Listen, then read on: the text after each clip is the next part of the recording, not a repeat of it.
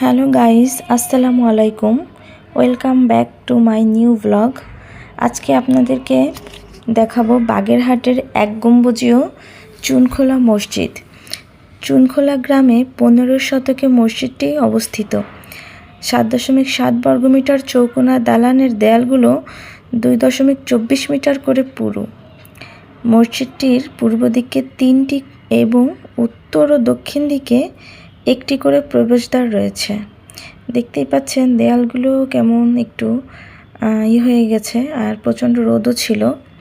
এতে 3টি মিনার রয়েছে, যার মধ্যে কেন্দ্রীয় মিনারটি সবচেয়ে বড়। মসজিদে একটি অর্ধ গম্বুজ আছে। ইটের দেয়ালসমূহ নষ্ট হয়ে যাওয়ার পরে 1980 সালে ইউনেস্কোর সহায়তায় সংস্কার করা হয়।